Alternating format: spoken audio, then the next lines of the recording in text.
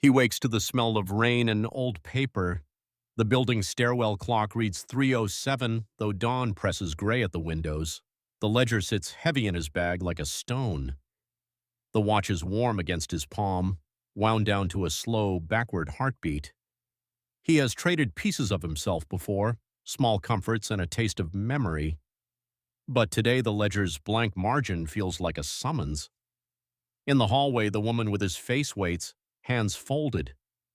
There's no smile now, only a professional steadiness, as if she has kept the ledger for years and knows every cost without flinching. Behind her, the wardrobe across the hall breathes easier than he remembers. Its throat is a dark rectangle neat with labeled boxes. She gestures toward the front door. "You learned the process," she says. Her voice is even. "You saw what a single trade did. The ledger makes restoration official. You can keep doing this, soft fixes, local mending, or you can make a different choice." She tilts her head. "There is a last entry someone once asked for and never completed. It's messy. It asks too much. Maybe you can finish it." He thinks of the child who smiled hole in the cafe and the warm absence scraping at the underside of his chest where a memory used to be. He thinks of Mrs. Iyer and the way her eyes had lost the edges of his name. He thinks of the ledger's paper, crisp, patient, cruel. "What is the last entry?" he asks. She opens the ledger. Between slips of paper, there is a thin vellum envelope older than the rest. The calligraphy on its flap is faded but legible, reset. Inside is a single sheet, a list of names, dozens, maybe hundreds, many crossed out, a few circled. At the bottom, in a hand that looks disturbingly like his own, one final line, "Return all names, erase me." She watches him read, expression unreadable. Someone once tried to give everything back. They failed. The wardrobes resist mass release. They are equilibrium-made furniture. But the ledger records favors. The reset is a ledger-level command. It would reverse trades on a scale we cannot do by hand. It costs more than memory. It costs holderness. If you trigger it, you unwrap the shelves, names go home, but you become the place they left. The wardrobe keeps you instead. He opens his mouth, the words are already in his chest. The trade he'd been making, one memory for one salvage, would look like a child's stitch compared with this. Return all names, erase me. To complete it, he would have to give the entirety of his anchoring, the set of facts that make him him, not just tastes or smells, but legal traces, social traces, his signature, the way people call him, the sense that he fits here. The wardrobes would take him as they took the lost things, and the city would remember everyone else again. Images flick behind his eyes. The child reunited in a cafe, a mother who'd waited years pulling names from her pocket and finding them again, Mrs. Iyer's sister walking into light. He imagines the ledger's pages lifting like birds and dispersing their names back into people's mouths. He places his hand on the paper and feels it hum like a machine waiting for fuel.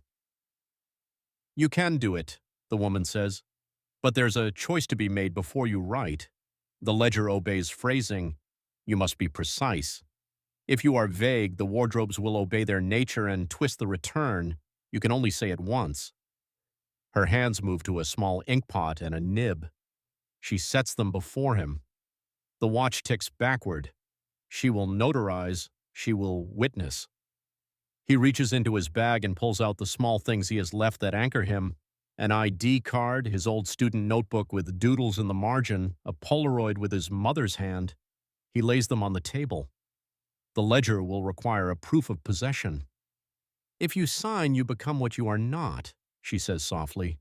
"You will be a repository. The ward, they will make you neat. You'll be cataloged. Or you can walk from the ledger now and keep the little mosaics of yourself. Be whole but leave others fractured." Her face holds no pressure. Only the ledger's gravity remains. He thinks of the child's bright mouth and a mother who might find that mouth again.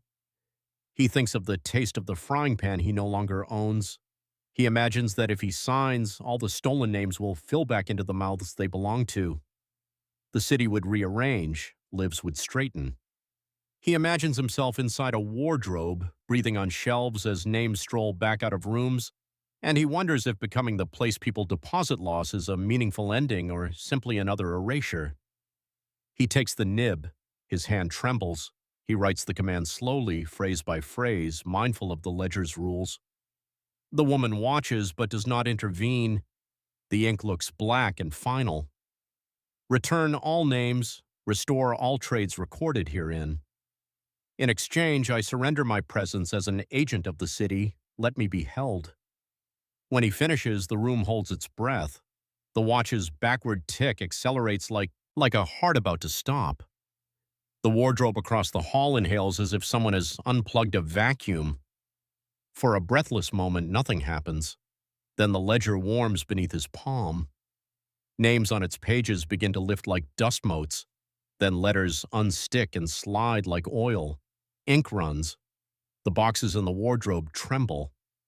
Outside, down the hall, a dog begins to bark as if someone called its owner. A child in another flat laughs. The sound carries like a small bell. Light blooms around the wardrobe's seam.